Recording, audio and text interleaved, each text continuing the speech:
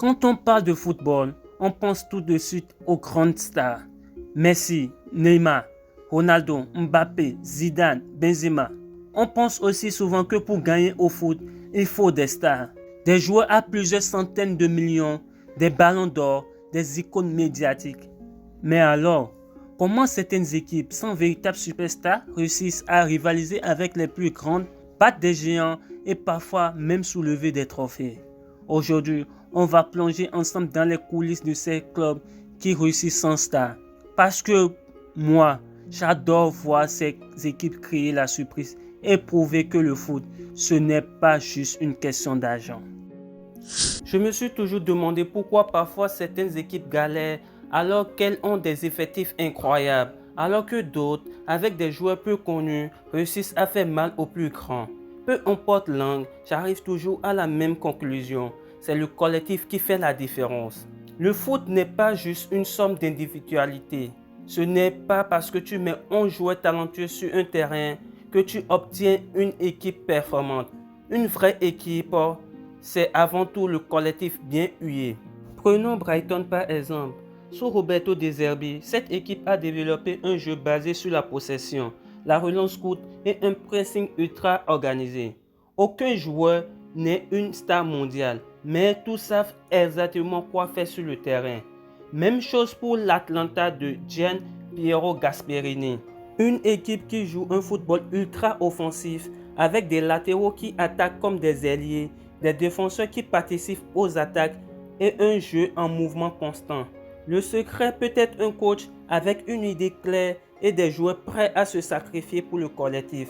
Pas besoin de Messi ou Mbappé, juste d'un plan de jeu bien exécuté. Et ça fait toute la différence. Une équipe sans star, mais où chaque joueur sait exactement comment bouger, où faire la passe et comment s'adapter à l'adversaire. Moi, ce qui me fascine avec ces équipes, c'est que n'importe quel joueur peut être dangereux. Ce n'est pas un seul mec qui porte tout sur ses épaules, c'est un collectif qui tourne à la perfection. Deuxième secret de ces équipes, elles savent repérer des talents avant tout le monde.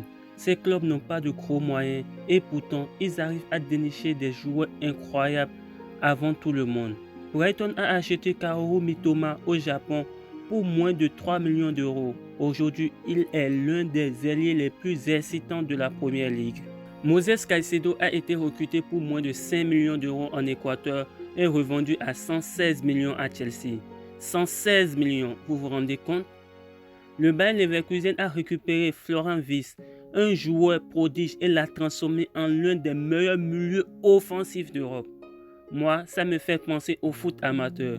Quand tu es jeune, tu as souvent des mecs hyper talentueux qui explosent pas parce qu'ils sont mal entourés ou qu'ils jouent dans un système qui ne les met pas en valeur. Ces clubs, eux, ils savent exactement comment développer leurs joueurs. Ils les repèrent avant tout le monde, leur donnent du temps de jeu et un vrai plan pour progresser.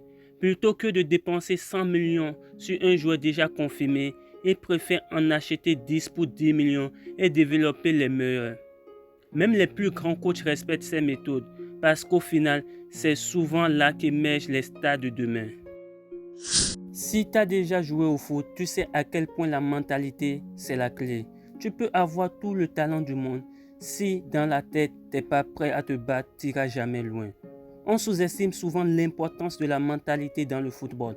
Pourtant, c'est ce qui fait la différence entre une équipe qui surprend et une qui s'effondre. Quand tu n'as pas de star, tu n'as pas non plus la pression médiatique qui va avec. Pas de drama, pas de gros salaire qui crée des tensions dans le vestiaire, pas de guerre d'ego, ce qui doit tirer le penalty. Tu sais que tu dois bosser 2 fois plus. Pas d'excuses, pas de passe-droit, juste du travail et de la solidarité. Et c'est exactement ça qui fait la différence. Ces équipes ont une vraie identité, un état d'esprit de guerrier.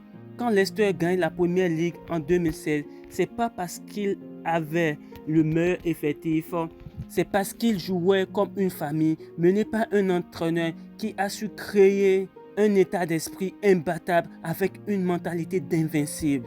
Et l'année dernière, le Bayer Leverkusen a fait pareil. Des joueurs solidaires, un coach qui les pousse à donner le meilleur et une ambition énorme. Alors, faut-il forcément des superstars pour réussir? La réponse est non.